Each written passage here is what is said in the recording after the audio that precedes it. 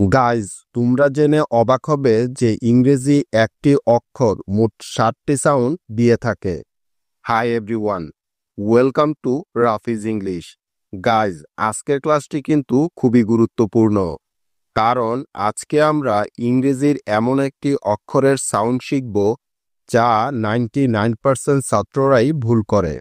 আর সেই অক্ষরটি হলো থি। এই থি অক্ষরটির উচ্চারণ এত বেশি ভুল হওয়ার কারণ হলো থি বর্ণটির সাউন্ড হলো মোট 7টি, যেমন ত, থ, দ, থ, ড, চ এবং তালিবর্ষ। এখন প্রশ্ন হলো যে আমরা বুঝব কিভাবে যে কখন কোন সাউন্ডটি ব্যবহার করতে হবে, তাই তো? তাহলে চলো এখন এই সবগুলো নিয়ম এক এক করে শিখে নেওয়া যাক, যেন জীবনেও আর কখনো টি এর বানান তোমাদের ভুল না হয়। তাহলে চলো শুরু করা যাক।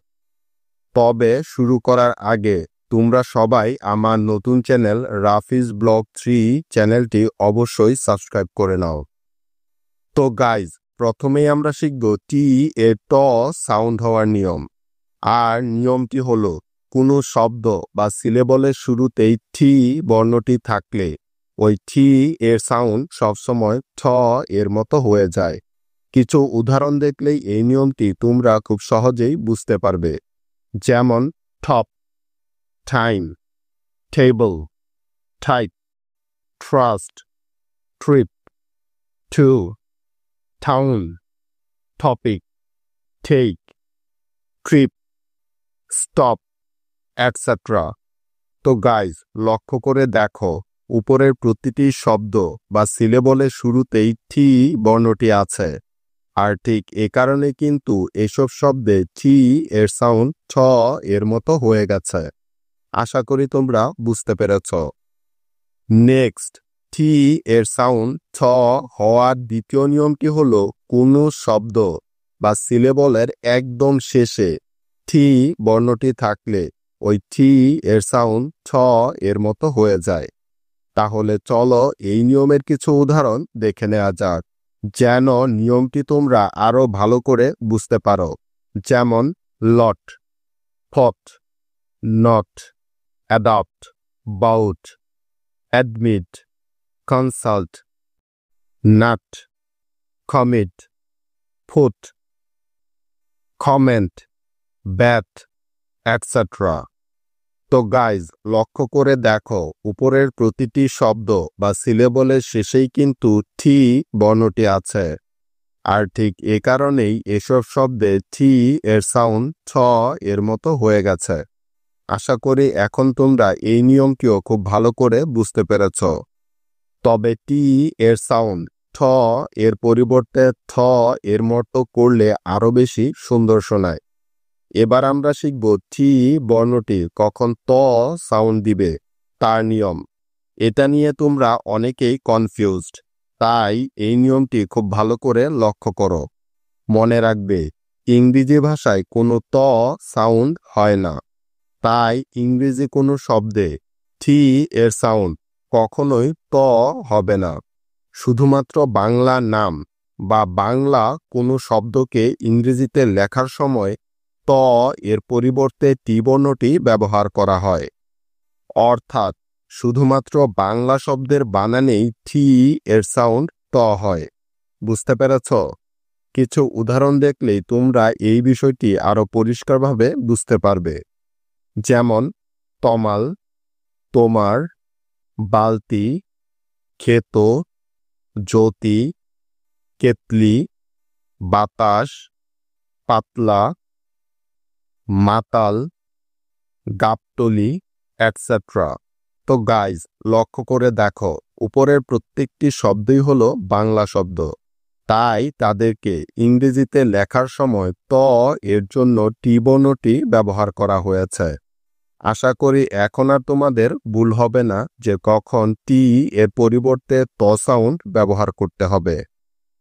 এখন তাহলে চলো টি এর সাউন্ড চ হওয়ার নিয়মটি শিখে নেওয়া যাক। টি এর সাউন্ড চ হওয়ার প্রথম নিয়মটি হলো, থি এর পরে CH এই বর্ণ দুটি থাকলে ওই টি এর সাউন্ড সবসময় চ এর মতো হয়ে যায়। যেমন catch, match, pitch, batch, witch, fetch, scotch, stitch, notch, clutch, etcetera. তো গাইজ, লক্ষ্য করে দেখো, উপরের প্রতিটি শব্দেই টি বর্ণটির ঠিক পরেই CH বর্ণ দুটি একসাথে আছে, আর তাই এসব শব্দে TCH এর সাউন্ড একসাথে মিলে চ এর মতো হয়ে গেছে। আশা করি তোমরা বুঝতে পেরেছ। এবার তাহলে চলো টি এর সাউন্ড চ হওয়ার দ্বিতীয় নিয়মটি শিখে নেওয়া যাক। আর নিয়মটি হলো টি বর্ণটির ঠিক পরেই URE এই বর্ণ তিনটি থাকলে ওই টি এর সাউন্ড সবসময় চ হয়ে যায়। অর্থাৎ TURE একসাথে থাকলে তার উচ্চারণ হয় চার এর মতো, কারণ এটা হলো একটি ওয়ার্ড প্যাটার্ন। তাই মনে থাকবে তো? অর্থাৎ এখানে টিতে হয় চ, ইউতে হয় আকার, আরতে হয় র, এবং শেষে ই বর্ণটি থাকার কারণে ওই ইটা সাইলেন্ট হয়ে যায়। এভাবেই TURE একসাথে মিলে হয় চার। চ যোগ আকার যোগ র, চার। তাহলে চলো এখন এই নিয়মের কিছু উদাহরণ দেখে নেওয়া যাক। যেমন capture, nature, future, culture, posture, feature, picture, lecture, fracture, puncture, etcetera. তো গাইজ, লক্ষ্য করে দেখো, উপরের প্রতিটি শব্দেই টি এর ঠিক পরেই URE আছে। এজন্যই এসব শব্দে টি এর সাউন্ড চ এর মতো হয়ে গেছে।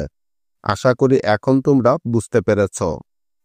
টি এর সাউন্ড চ হওয়ার সর্বশেষ নিয়মটি হলো কিছু শব্দের মাঝে টি এর আগে এস অথবা এইচ বর্ণটি থাকলে ওই টি এর সাউন্ড চ এর মতো হয়ে যায়। তাহলে চলো এই নিয়মের কিছু উদাহরণ দেখে নেওয়া যাক। যেমন কোয়েশ্চেন, সাজেশন, রাইচাস, এটসেট্রা। গাইজ, এই তিনটি শব্দ একটু ভালো করে মুখস্থ করে নিতে হবে, কারণ মাত্র এই তিনটি শব্দেই টি এর সাউন্ড চ এর মতো হয়। বোঝা গেল? এবার তাহলে চলো পরবর্তী নিয়মটি শিখে নেওয়া যাক। আর নিয়মটি হলো টি এর সাউন্ড ড কখন হবে তার নিয়ম। আর নিয়মটি হলো শব্দের শেষে দুটি ভাওয়েলের মাঝে টি বর্ণটি থাকলে ওই টি এর সাউন্ড সাধারণত ড এর মতো হয়ে যায়। কিছু উদাহরণ দেখলেই এই নিয়মটি তোমরা খুব সহজভাবে বুঝে যাবে। যেমন city, water, leader, community, reality, activity, priority, unity, quality, dignity, etcetera. তো গাইজ, লক্ষ্য করে দেখো, উপরের প্রতিটি শব্দেই টি বর্ণটি দুটি ভাওয়েলের মাঝে আছে। অর্থাৎ টি এর আগে একটি ভাওয়েল এবং পরেও একটি ভাওয়েল আছে, আর তাই এসব শব্দে টি এর সাউন্ড ড এর মতো হয়ে গেছে। আশা করি এখন তোমরা বুঝতে পেরেছ। টি বর্ণটির ড সাউন্ড হওয়ার দ্বিতীয় নিয়মটি হলো শব্দের শেষে টি এর আগে আর বর্ণটি থাকলে এবং টি এর পরে কোনো একটি ভাওয়েল থাকলে ওই টি এর সাউন্ডও ড এর মতো হয়ে যায়। তাহলে চলো এই নিয়মের কিছু উদাহরণ দেখে নেওয়া যাক। যেমন থার্ডি, থার্ডি, ফর্ডি, ডার্ডি, পোভার্ডি, লিভার্ডি, ফ্লার্ডি, এটসেট্রা। লক্ষ্য করে দেখো, উপরের প্রতিটি শব্দেই আর এর ঠিক পরেই টি বর্ণটি আছে এবং টি এর পরেই ওয়াই আছে। সেজন্য এসব শব্দে টি এর সাউন্ড ড এর মতো হয়ে গেছে। আশা করি এখন তোমরা এই নিয়মটিও খুব ভালো করে বুঝতে পেরেছ। মনে রাখবে এখানে ওয়াই বর্ণটি ভাওয়েল হিসেবে বসেছে, ঠিক আছে? তো গাইজ, এবার আমরা শিখব টি এর সাউন্ড তালিবর্ষ স কখন হবে তার নিয়ম, অর্থাৎ টি বর্ণটি কখন মোটা স সাউন্ড দিবে তার নিয়ম।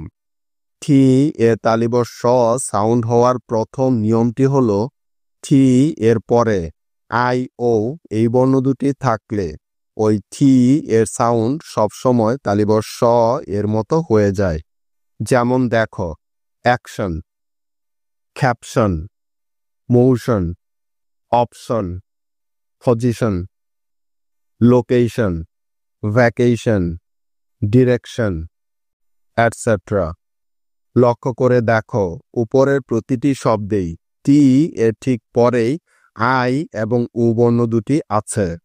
তাই এখানে টি এর সাউন্ড তালিবর্ষ স বা মোটা স এর মতো হয়ে গেছে, অর্থাৎ টি আই ওতে স হয়েছে এবং এনতে হয়েছে ন।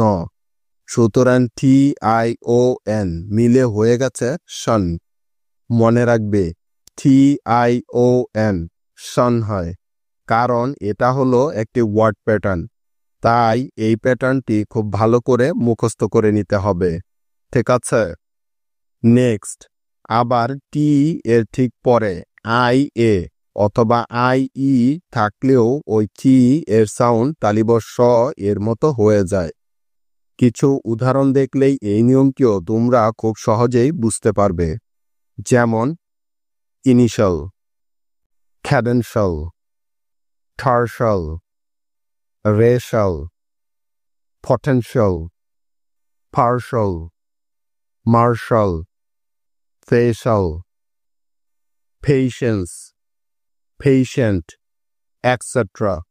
তো গাইজ, লক্ষ্য করে দেখো, উপরের প্রতিটি শব্দেই টি এর ঠিক পরেই হয়তো আই এ আছে আর নয়তো আই ই আছে, আর তাই এসব শব্দে টি এর সাউন্ড তালিবর্ষ স বা মোটা স এর মতো হয়ে গেছে। আশা করি এখন তোমরা বুঝতে পেরেছ। এখন তাহলে চলো টি এর সাউন্ড থ হওয়ার নিয়মগুলো শিখে নেওয়া যাক। প্রথম রুলটি হলো, কোনো শব্দের একদম শেষে টি এইচ বর্ণ দুটি থাকলে ওই টি এইচ বর্ণ দুটি সবসময় থ সাউন্ড দিবে, ঠিক আছে? কিছু উদাহরণ দেখলেই তোমরা এই নিয়মটি আরো ভালো করে বুঝতে পারবে। যেমন দেখো, north, south, with, earth, oath, both, tooth, truth, cloth, math, month, mouth, etcetera. তো গাইজ, একটু ভালো করে লক্ষ্য করলে দেখতে পাবে যে উপরের প্রতিটি শব্দের একেবারে শেষে শুধুমাত্র টি এইচ বর্ণ দুটি আছে, তাদের পরে আর কোনো বর্ণ নেই। ঠিক এ কারণেই এসব শব্দে টি এইচ মিলে থ সাউন্ড হয়েছে, কেননা টি এইচ এর থ সাউন্ড হওয়ার এটাই হলো সবচাইতে গুরুত্বপূর্ণ নিয়ম।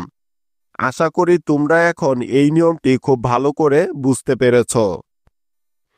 টি এইচ বর্ণ দুটি মিলে থ সাউন্ড হওয়ার দ্বিতীয় রুলটি হলো, টি এইচ বর্ণ দুটির পরে কোনো কনসোনেন্ট থাকলে সাধারণত ওই টি এইচ এর সাউন্ড থ এর মতো হয়ে যায়।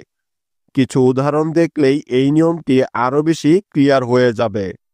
যেমন দেখো, birthday, faithful, tree, thrill, worthless, athlete, truthful, thrice, throw, thrown, throat, bathtub, etcetera. তো গাইজ, একটু লক্ষ্য করে দেখো যে উপরের প্রতিটি শব্দেই টিএইচ বর্ণ দুটির পরেই কোনো না কোনো কনসোনেন্ট আছে। ঠিক সে কারণেই এসব শব্দে টিএইচ এর সাউন্ড থ এর মতো হয়ে গেছে। বুঝতে পেরেছ? টিএইচ এর থ সাউন্ড হওয়ার তৃতীয় রুলটি হল টিএইচ এর পরে কোনো ভাওয়েল থাকলে এবং ওই ভাওয়েলটির পরে আর বর্ণটি থাকলে ওই টিএইচ এর উচ্চারণ থ এর মতো হয়ে যাবে। তাহলে চলো এই নিয়মের কিছু উদাহরণ দেখে নেওয়া যাক, যেন বিষয়টি আরো ভালো করে তোমরা বুঝতে পারো। যেমন থার্ড, থার্টি, থার্মাল, থার্সটি, থোর, Thursday, thermometer, therapy, therapist, 13, etcetera. তো গাইজ, লক্ষ্য করে দেখো উপরের প্রতিটি শব্দে টিএইচ এর পরে কোনো না কোনো ভাওয়েল আছে এবং সেই ভাওয়েলটির পরে আর বর্ণটি আছে, যে কারণে এই শব্দগুলোতে টিএইচ এর উচ্চারণ থ এর মতো হয়েছে। আশা করি তোমরা এখন বুঝতে পেরেছ।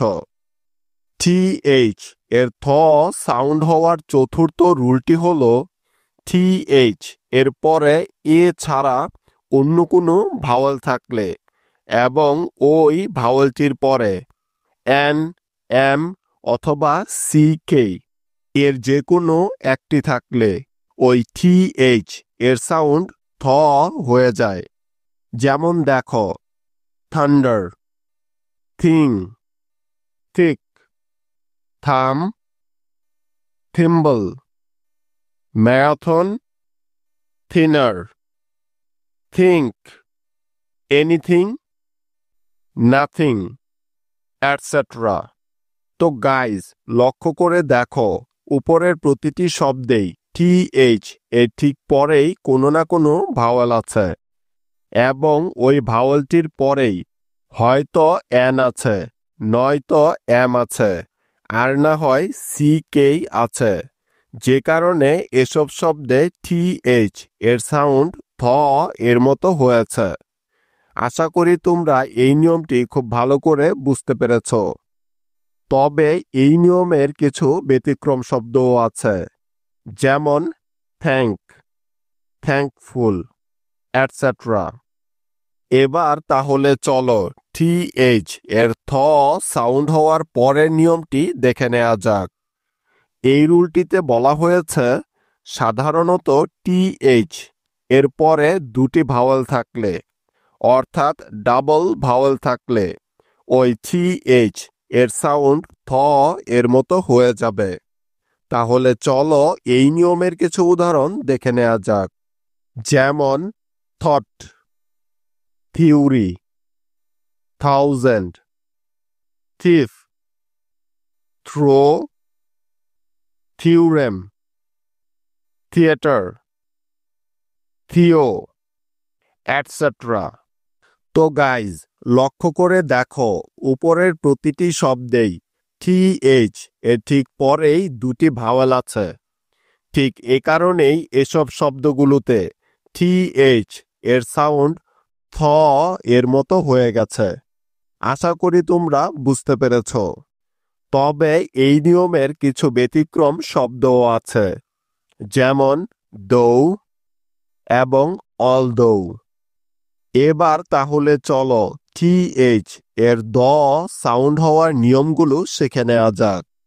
টিএইচ এর দ সাউন্ড হওয়ার সর্বপ্রথম রুলটি হল টিএইচ এর ঠিক পরেই ই বর্ণটি থাকলে ওই ই এর পরে যেটাই থাকুক না কেন ওই টিএইচ এর সাউন্ড সবসময় দ হয়ে যায়। তাহলে চলো এই নিয়মের কিছু উদাহরণ দেখে নেওয়া যাক। যেমন the, they, them, then, brother, father, mother, these, either, there, breathe, gather, etcetera. তো গাইজ লক্ষ্য করে দেখো উপরের প্রতিটি শব্দেই TH এর ঠিক পরেই ই বর্ণটি আছে। ঠিক এ কারণেই এসব শব্দে TH এর সাউন্ড দ হয়ে গেছে। আশা করি এই নিয়মটি বুঝতে তোমাদের তেমন কোনো সমস্যা হয়নি। তাহলে চলো TH এর দ সাউন্ড হওয়ার দ্বিতীয় রুলটি শিখে নেওয়া যাক।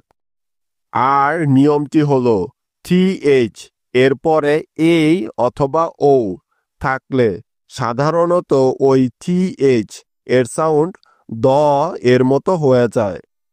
তাহলে চলো এই নিয়মের কিছু উদাহরণ দেখে নেওয়া যাক। যেমন that, then, those, etcetera. Guys লক্ষ্য করে দেখো উপরের উদাহরণগুলোতে কিন্তু TH এর ঠিক পরেই এই অথবা ও আছে, যে কারণে এসব শব্দে TH এর সাউন্ড দ এর মতো হয়ে গেছে। আশা করি তোমরা বুঝতে পেরেছ। তবে এই নিয়মের কিছু ব্যতিক্রম শব্দও আছে, যেমন থ্যাঙ্ক, থ্যাঙ্কফুল, এটসেট্রা। গাইজ আশা করি এই ক্লাসটি ভালোভাবে করার পর তোমাদের আর কোনো দিন TH এর সাউন্ড নিয়ে কোনো ধরনের সমস্যা হবে না। TH এর সাউন্ডের এত সুন্দর এবং সহজ ক্লাস আর একটিও খুঁজে পাবে না কোথাও। তাই এই ভিডিওটি সবার সাথে শেয়ার করে দেওয়ার অনুরোধ রইল, যেন সবাই খুব সহজভাবে ইংরেজিটা শিখতে পারে। এখন তোমাদের জন্য কিছু হোমওয়ার্ক আছে। তোমাদের আজকের প্রথম হোমওয়ার্কটি হলো LETCH এবং দ্বিতীয় হোমওয়ার্কটি হলো POSSIBILITY এবং সর্বশেষ হোমওয়ার্কটি হলো NAPIT। এখন তোমাদের কাজ হলো এদের বাংলা উচ্চারণগুলো লিখে আমাকে কমেন্টে দেখানো। আর তোমরা সবাই আমার নতুন চ্যানেলটি ভিজিট করে এখনই সাবস্ক্রাইব করে নিও। আর চ্যানেলটির নাম হলো রাফিজ ব্লগ 3। ঠিক আছে, দেখা হচ্ছে খুব শীঘ্রই নেক্সট ক্লাসে। সে পর্যন্ত টেক কেয়ার। আল্লাহ হাফেজ।